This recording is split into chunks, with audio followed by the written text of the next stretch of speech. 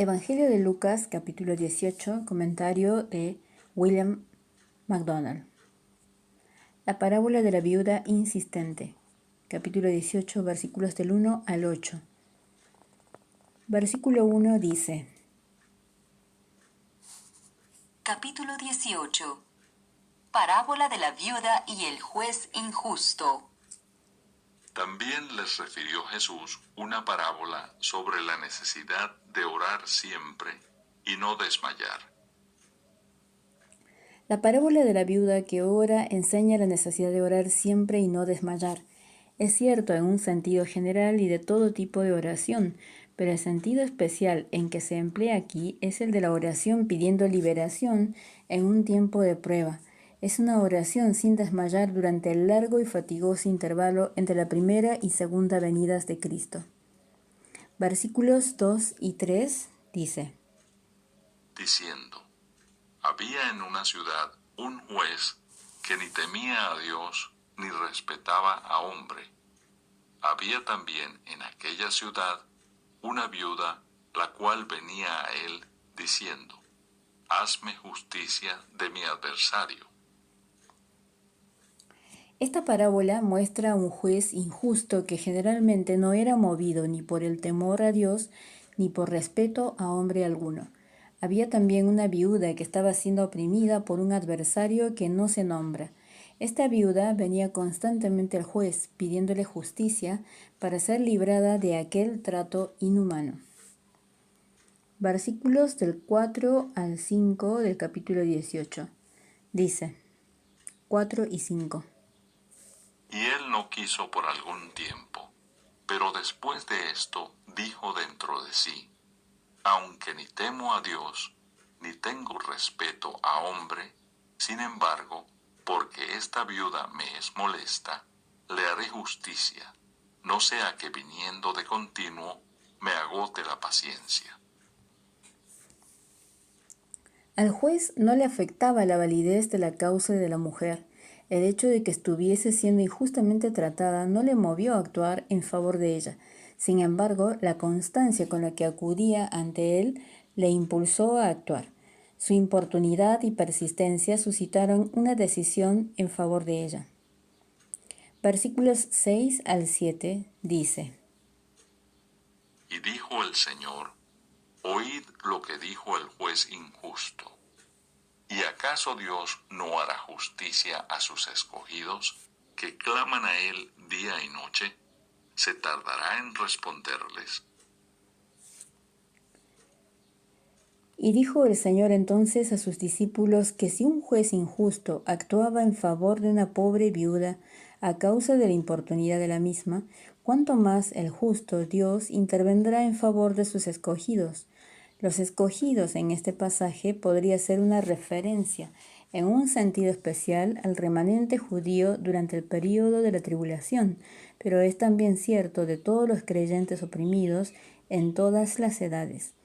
La razón por la que Dios no ha intervenido hace ya tiempo es su longanimidad para con los hombres, pues no quiere que ninguno perezca. Versículo 8 dice: Os digo que pronto les hará justicia, pero cuando venga el Hijo del Hombre, ¿hallará fe en la tierra?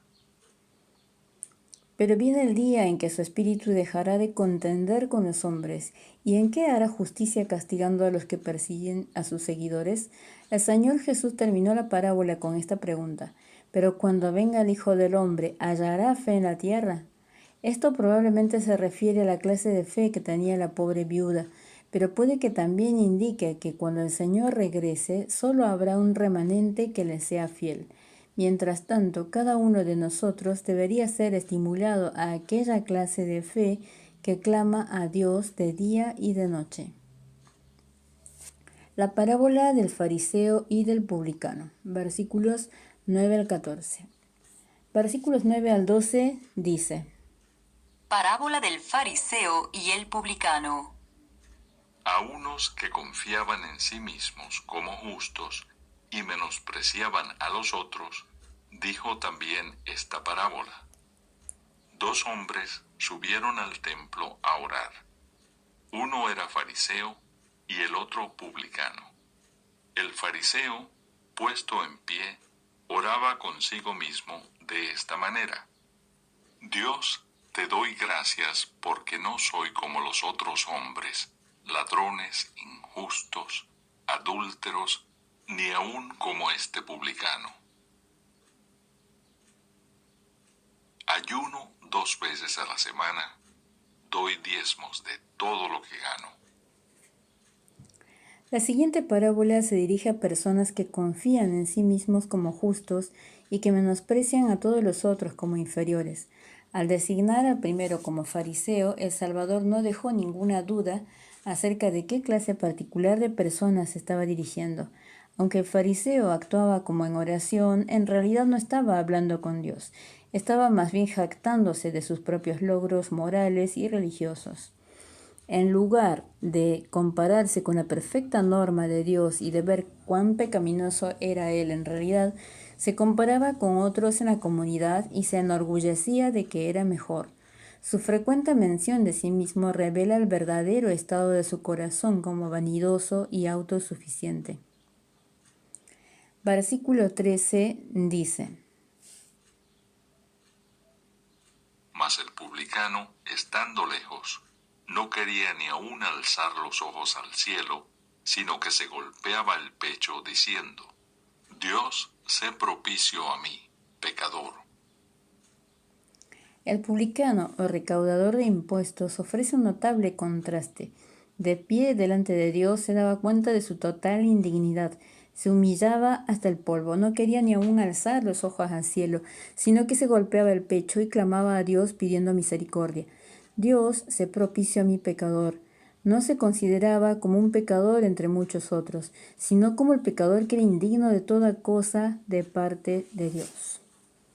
Versículo 14 dice: Os digo que éste descendió a su casa justificado antes que el otro, porque cualquiera que se enaltece será humillado, y el que se humilla será enaltecido.